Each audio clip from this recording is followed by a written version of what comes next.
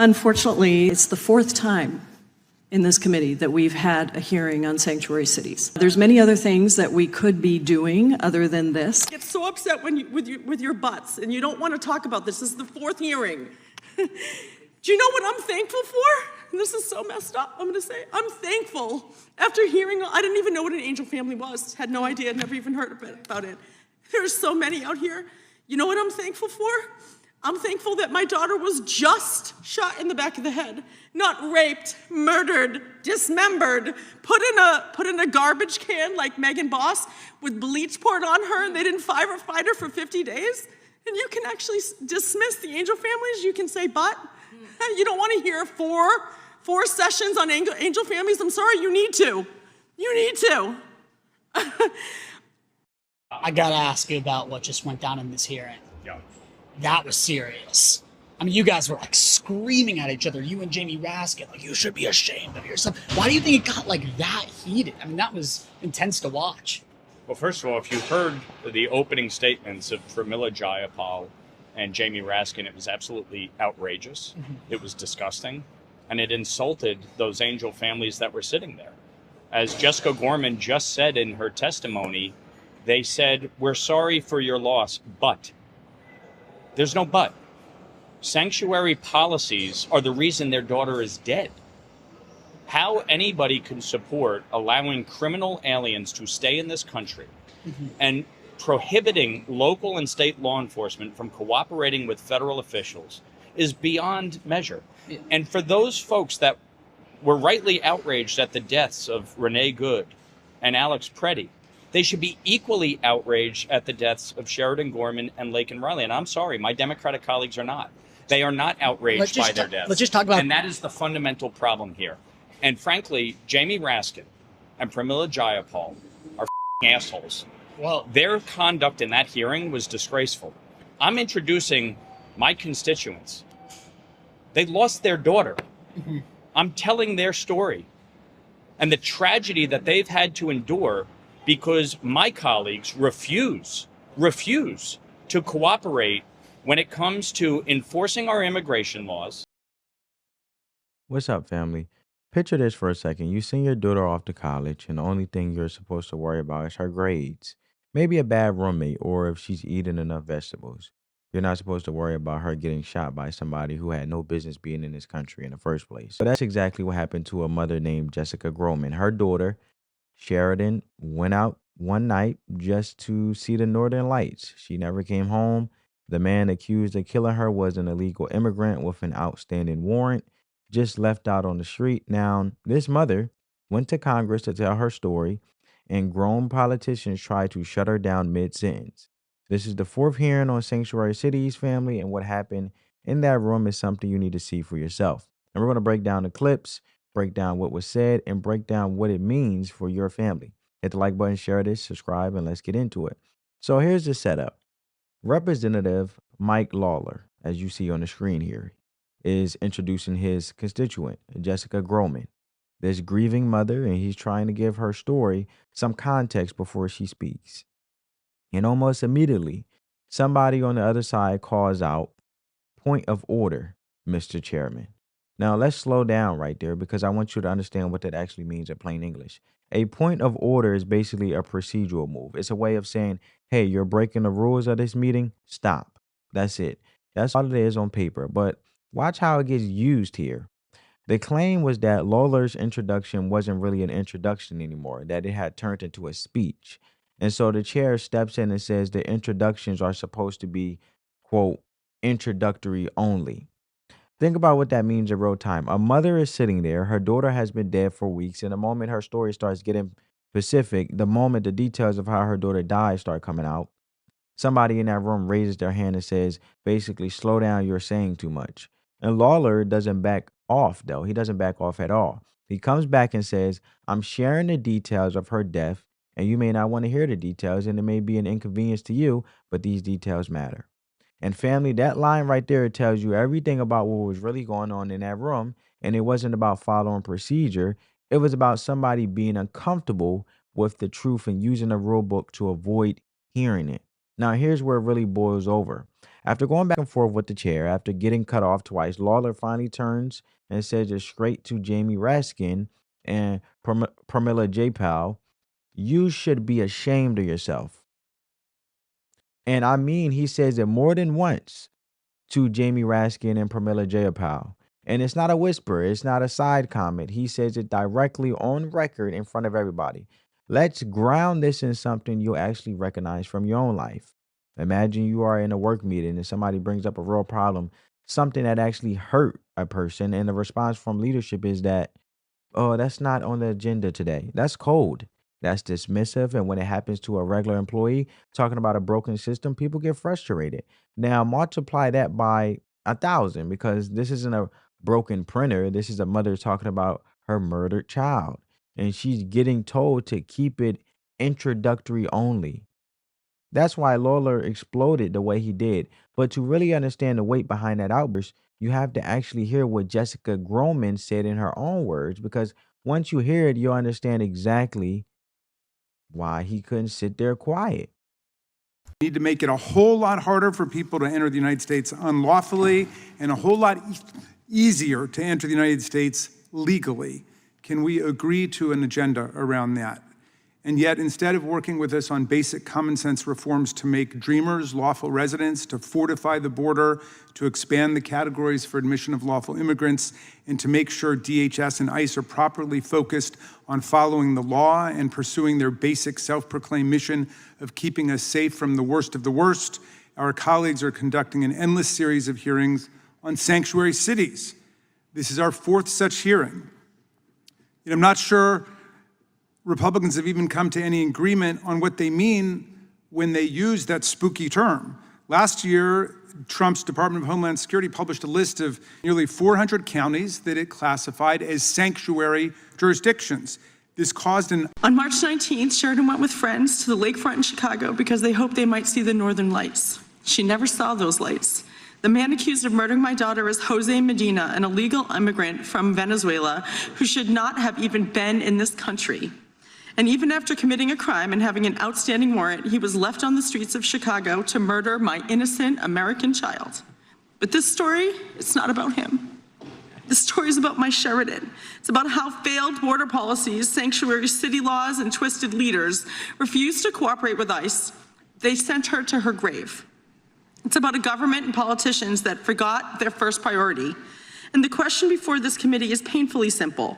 When did protecting our American citizens stop being your first priority?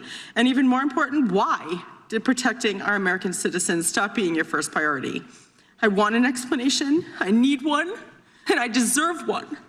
But first I want you to know who my Sheridan was. I want you to understand what we all lost because of your mismatched priorities. My husband and I have always joked that our older daughter, Madeline, is our pride. Well, Sheridan was our joy. From the moment she was born, Sheridan was pure energy, enthusiasm, laughter, fun. She was the kind of person who made every room brighter and usually a little louder. Which is why when Sheridan was in kindergarten, I remember going to her first parent-teacher conference. I was a little nervous because while she was the sweetest little girl you could possibly imagine, she was also the chattiest. I remember sitting down across from her teacher, bracing myself and asking with bated breath, "So, how's my Sheridan?" I'll never forget. I'm a lover, not a fighter. I'm a lover. I love children. I love pumping people up and making them feel good about themselves. I'm not racist. I'm not xenophobic. We've done everything right, my husband and I. We taught our daughter to be wonderful, beautiful person. Her love was extravagant. And now I'm going to have to spend my last waking moment, I'm going to have to spend fighting against these policies, fighting for people to say her name. So, if you have the courage, please come talk to me. Come sit on that bench. I'll buy Congress a bench. Talk to each other. Talk to each other. We shouldn't be screaming across the room. I mean, we also shouldn't say but, because I have to just say, and I understand that you're here for a reason, I don't understand why it's only the Republican side that cares about our American children. And I know that you're a mother. I know that you're a father. I deeply value that. But basically what you just did, what you said was, I'm so sorry for your loss. I have a daughter too. I have a son. I feel your pain. You don't. You don't feel my pain. Because the next words out of your mouth were, but. There's no but. When your child is in the coffin, there's no but. And I need you to understand that. And if you ever want to talk about it, I'm here. I'm going to buy you a bench. You can put that on the record. I'm going to buy Congress a bench. And they can come and sit and hold my hand and look me in the eye and explain to me why illegal immigrants are more important than my daughter. I really want to know because I don't understand. Please, I welcome you. I will listen. I will listen. I care. I just need you to explain it to me because I don't and I fear I will never understand. So let's talk about who Sheridan actually was, because before she was the headline, before she was the name mentioned in the hearing room, she was somebody's little girl, as you guys just heard. Jessica Groman said something in her testimony that stuck with me. She said her older daughter has always been the family's pride, but Sheridan was their joy. From the day she was born, this girl was pure energy, loud laugh, bright room, the kind of kid who talks your ear off and you don't even mind. Her mother told a story about Sheridan's kindergarten parent-teacher conference you just heard. She sat down nervous, bracing herself because Sheridan was sweet, but she was also the chattiest kid in the class, and that's the image you need in your head, not a statistic, not a political talking point. A chatty little girl who grew up into a young woman with what her mother called an extravagant love for people. Now, here's what actually happened, because March 19th, Sheridan goes out with the friends to the lakefront in Chicago because word got around that you might be able to catch the Northern Lights that night. That's it. That's the whole crime she committed. Wanting to see something beautiful with people she cared about. That was the whole crime she committed. She never saw those lights, family. The man accused of killing her is Jose Medina, an illegal immigrant from Venezuela who actually committed the actual crime, who had no legal right to be in this country in the first place. And here's the part that should make your blood boil. He already had an outstanding warrant, and he already committed a crime before this. And instead of being picked up, instead of being handed over, he was left on the streets of Chicago, free to keep walking around, free to end up at the lakefront the same night as Sheridan. Now, in the middle of all this grief, Jessica Groman said something so plain and so sharp that it cuts right through all the political noise. She said, "There's no but when your child is in a coffin. There's no but when your child is in a coffin." Sit with that for a second. Because what she was responding to was a colleague, somebody sitting right there in that room who told her, "I'm sorry for your loss, but." And she called that out directly. And she said, basically, when you say "I'm sorry for your loss" and then follow with "but," you just took back everything you said before it.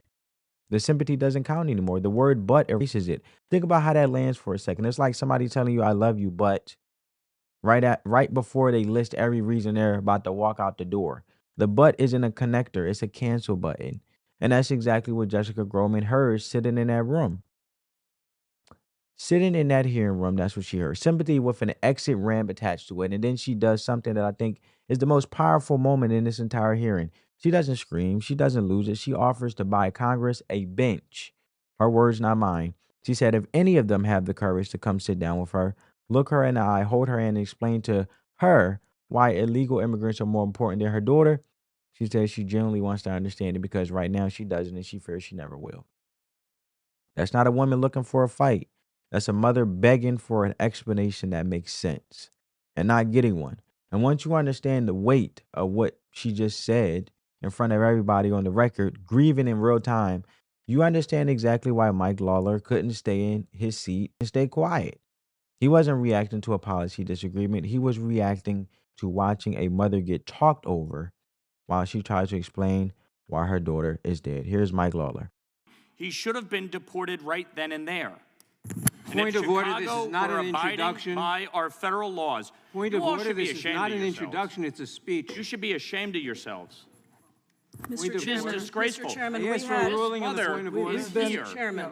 Precisely because you have failed to do your job. Yes, Mr. for You ruling wonder on the- why we had 4 Everybody settle down. hearings? It's because you don't understand the Gentlemen will consequence of suspend. sanctuary policies. Mr. Chairman, Gentlemen will unfortunately, we won't suspend. give our approval for people to introduce their constituents if people don't stick to the rules. So I appreciate the chairman's insistence that we stick to the rules and that you have the opportunity to introduce your constituent, which I Right, and think you have introducing done. my So constituent thank you very is- much, Mr. Lawler and is Mr. Chairman. sharing the Please have details committee of her death. be in You may not order. want to hear the details. It may be an inconvenience to Mr. you, Chairman. but these details matter. The gentleman will suspend. We have an agreement with the minority that the introductions will be introductory only, so if I could just ask for the gentleman to make that introduction and conclude. Sure. When you send your kid to college, you should be worried about making sure they go to class, or hopefully that they have a nice roommate, or how to help them get a summer internship. Not worried that illegal immigrants are shooting them while they're out with their friends looking at the northern lights. It is shameful that we are here. Not because this is the fourth hearing, but because we need to have 4 hearings to make people understand the real-life consequences of the disastrous sanctuary city policies. So while some of my colleagues may not want to hear the truth, the same outrage you feel about Renee Good and Alex Preddy, Mr. you should Chairman, feel about would you Sheridan Gorman please and end Laken Riley this- and every Angel end this family in statement? this country. I do feel that Unfortunately- outrage. You do not. Do you? Because if you did, Do you would feel, not support do you sanctuary feel the jurisdiction. outrage about You Alex should be Preddy and ashamed Renee of Good? yourself. You should be ashamed You don't of belong in yourself, this committee. You Jamie. should get the hell You're a out of here. disgrace. You don't understand the You're rules a of the committee. disgrace. You don't understand the Constitution. You're a Mr. disgrace. Full Raskin, of it. Mr. You're an Raskin, absolutely full of absolute it. disgrace Raskin, supporting get a hold of sanctuary yourself. Say policies. one word about Get rid of Lawler, Say one sanctuary word about policies. Alex Preddy and I Renee did. Good. I Oh, wrote a really? whole New York Times op-ed about it. You should be then absolutely follow the ashamed rules of of the yourself committee. Get out of for here. not Committee will opposing be- sanctuary policies that resulted in their daughter's Committee will- death. The committee will be in order. Mr. Chairman, I just going want to to- say we will not allow, thanks to Mr. Lawler's outrageous outburst, we will not allow this to happen again. This was an will- agreement we between will the proceed- chair and the ranking member, and unfortunately, you're not able to We will control your proceed- members, so it is time for us to proceed. Your opening yes. We will statement was proceed- outrageous. we You will should be ashamed of proceed in yourself. order. I yield back. Get off of it. Let's try to conduct our Now, that's where the hearing takes a turn that you need to pay attention to, because this is the move politicians make when they can't answer a question directly. Jamie Raskin, in his opening remarks, brings up 2 names, Alex Preddy and Renee Good, and he tries to use them as a comparison, basically asking why Republicans aren't equally outraged about what happened to them. Let's get into why these 2 people were, in plain English, so you understand the comparison Raskin was trying to make. Alex Preddy and Renee Good lost their lives while confronting federal agents, putting themselves directly in harm's way during a confrontation they choose to be a part of. That's the situation. Not innocent bystanders. Not people going about a normal evening. People who walked into a dangerous, chosen conflict. Now compare that to Sheridan. Compare that to Laken Riley. These are young women who were doing nothing except living their lives, going for a run, looking at the sky. That's the whole list of what they did wrong. Nothing. So here's the line, and I want you to hear it clearly because this is where the whole argument falls apart for Raskin. One of these situations is the result of a decision. The other is a result of a policy. A decision is something a person chooses to walk into. A policy is something forced onto people who never get a vote on it. Never got a say, never saw it coming. Think about it like this. If a grown man decides to jump into a lion's cage at the zoo and gets hurt, that's tragic, sure, but it's on him. He made that choice. Now think about a family sitting in their own backyard, minding their business, and the lion gets loose because the zoo left the gate open. That family didn't choose anything. The zoo's failure landed on them. That's the difference between what happened to Alex Preddy and Renee Good and what happened to Sheridan Groman. And look, I'm not here to tell you how to feel about every single tragedy in this country, but you cannot gaslight people into treating those 2 situations like they're the same kind of loss. One is what happens when somebody puts themselves in the middle of a fight. The other is what happens when a mother sends her daughter out for the night and never gets her back because the system that was supposed to protect her decided a warrant wasn't worth acting on. And that's really what's happening in that hearing room, family. That's literally what happened in this hearing room. Democrats aren't defending people, they're defending a policy, they're defending sanctuary city rules. And to keep defending it, they have to reach for a comparison that doesn't hold up because the actual comparison, sanctuary policy versus a dead American teenager, doesn't work in their favor. So instead of answering for the policy, they change the subject to somebody else's tragedy, which brings up the real question sitting underneath all of this noise. If the policy isn't protecting Sheridan and it's not protecting Lake and Raleigh and it's getting defended anyway, who exactly is it protecting? Let's keep this simple because it is simple. A government's first job before anything else on the list is to protect the people it serves. That's not a Republican idea or a Democrat idea. That's just what a government is for. And yet, here we are. 4 hearings on sanctuary cities, 4, and still no real agreement on the most basic protections for American citizens. Not stronger vetting, not real cooperation between local police and federal officers, nothing solid at all. Just more hearings, more arguing, more procedural moves to keep mothers from finishing their sentences. Think about the cost sitting in that room. Sheridan Groman, Lake and Raleigh, every single Angel family who showed up sat down and had to listen to their pain get treated like an inconvenience, like a scheduling problem, like something to be managed instead of something to be answered for. Family, common sense is not complicated here. You protect your own first. That's not hate. That's not extreme. That's order. That's what every functioning household, every functioning community, and every functioning country has to do to survive. When you stop protecting your own first, you don't have order anymore. You have chaos with a press release attached to it. So the question isn't really about immigration policy at its core. The question is who this system is actually built to serve right now. And based on what played out in that hearing room, based on the silencing, based on the what about games, based on a refusal to even sit and look at a grieving mother in the eye, the answer isn't sitting well with a lot of people watching, and it shouldn't. So what do we take from all of this? A leader who won't protect the people sitting right in front of them isn't fit to hold the position, plain and simple. Proverbs chapter 29, verse 2 says, when the righteous are in authority, the people rejoice, but when the wicked rule, the people mourn. Leadership isn't neutral, family. Every choice a leader makes either protects people or leaves them exposed. Sheridan's story is what the people mourn looks like in real life, in a hearing room on camera. Now, and if you are not a spiritual person, look at it as cause and effect. Whoever holds power sets the priorities. When protection isn't the priority, somebody pays for it. This isn't about religion. It's about accountability. Let me know your thoughts. Like, share, subscribe, spread that peace, love, and positivity. Let the love supersede the hate, family. I'll catch you on the next one. Peace.